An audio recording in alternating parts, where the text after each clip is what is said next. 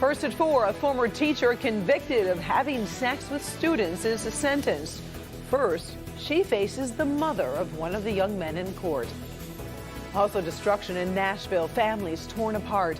We have new video this afternoon showing the chaos caused by those deadly tornadoes. Ben. Karen, we are tracking light rain for the drive home tonight, but believe it or not, we're back to snow by tomorrow morning. Doc. Well, I'm working to get answers to your questions about the coronavirus. First at 4, is it better to wash your hands with soap and water or use hand sanitizer? That answer coming up.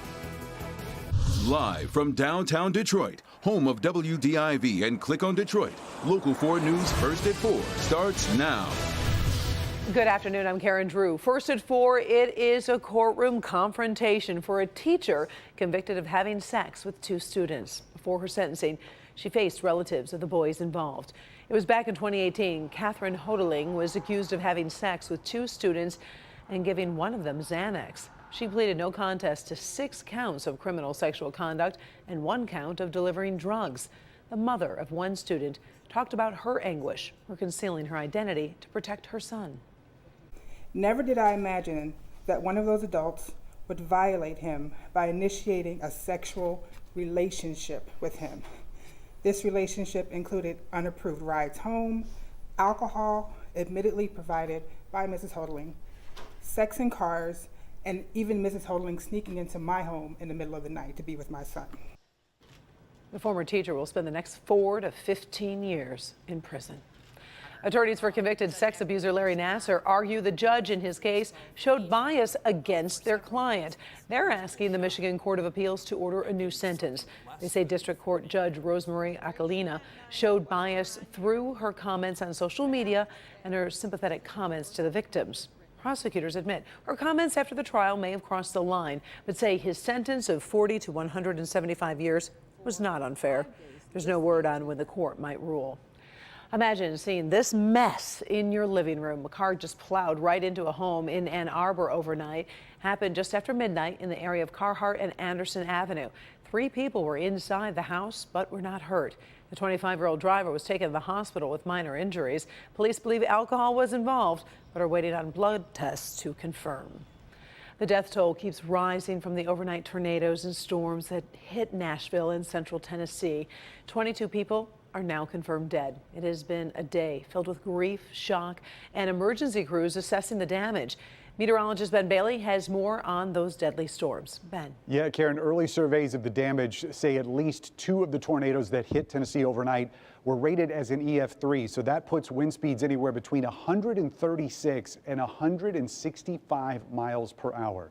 It was just before 1 a.m. this morning that the storm struck Nashville and the suburbs. That's where tornadoes ripped off roofs, tore buildings apart, and threw debris all over the place. Our NBC affiliate in Nashville says more than 40 buildings were leveled inside the city. They sent snow plows to clear the roads. That's how bad it was. And Nashville's mayor shared what many people are feeling today. Last night was a reminder about how fragile life is, that at any moment an event can show up and make us all too painfully aware of this. This morning's tornado devastated our community. Schools across Nashville canceled classes today. Many school buildings are being used as shelters for those who are forced from their homes.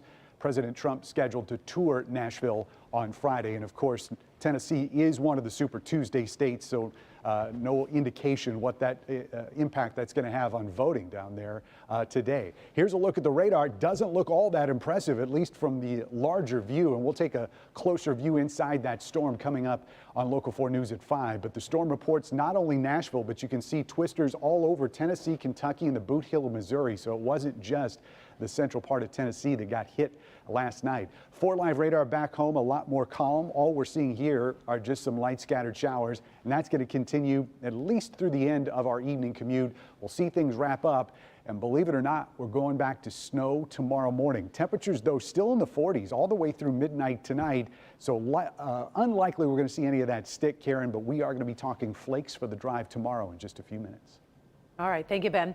First of all, we are tracking new developments and your questions about the coronavirus 9 deaths have been now reported in the state of Washington. It is important to note most of those victims were residents of a nursing home in suburban Seattle. There are now more than 100 confirmed cases of the virus scattered across at least 14 states. So far, Michigan is not among them. The U.S. Senate is working on a bipartisan emergency bill worth $7.5 billion, 3 times what the president requested. Meantime, Federal Reserve tried to give stocks a boost today by cutting a key interest rate by 0.5%. Rallied Wall Street for about 15 minutes, but then failed to wipe out fears about the impact of the coronavirus on the world economy. Right now, the Dow down 785 points. Today's rate cut was the largest since the 2008 financial crisis. And many of you are sending your questions about the virus to our doctor, Frank McGeorge. He's answering them as quickly as he can and joins us now with the very latest. Doc? Well, Karen, viewers have asked a lot of excellent questions, but there are some common threads. Here's 2 of them. One question that's come up consistently is, are we relying too much on hand sanitizer? Isn't hand washing better? Well, let me tell you what I can say for sure. Alcohol-based sanitizers do inactivate coronaviruses in general, and although there hasn't been a specific study on the COVID-19 virus, there's no reason to think it would be any more resistant. That said, hand washing also eliminates coronaviruses, plus it gets rid of any dirt and debris that might be on your hand that the hand sanitizer couldn't have penetrated. The bottom line is, hand washing is generally preferred, but hand sanitizer is a really good plan B. Now, another question that's being asked is, have people recovered from the coronavirus? And if so, how many? That is an important and often underreported number. At present, a little over half of the people worldwide who have been infected have recovered. As of today, of the 92,000 people infected, 48,000 people have recovered. Now, going forward, I plan to keep you updated on that number. I'll also be answering more questions tonight at 5:30. For example, can animals contract coronavirus? And are you immune to the virus after you recover? I'll have those answers at 5:30. And by the way, you can submit more questions on the health page at clickondetroit.com. Karen, back to you.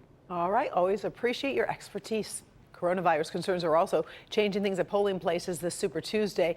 This video is from Sacramento, California, where poll workers have stocked up on cleaning supplies to ease any voter concerns.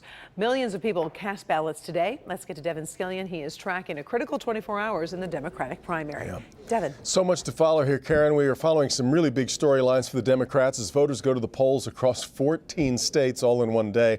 There's been a seismic shift, of course, in the race in the past 24 hours. But will that have an impact on tonight's results, given that a lot of people voted maybe weeks ago? Last night, we saw 3 former candidates band together to get behind former Vice President Joe Biden, Amy Klobuchar, Pete Buttigieg, and Beto O'Rourke, all trying to rally moderate Democrats in Biden's direction. Of course, Biden just won really big over the weekend in South Carolina, hoping to use that momentum and the new endorsements on this Super Tuesday. The current frontrunner, though, remains Senator Bernie Sanders.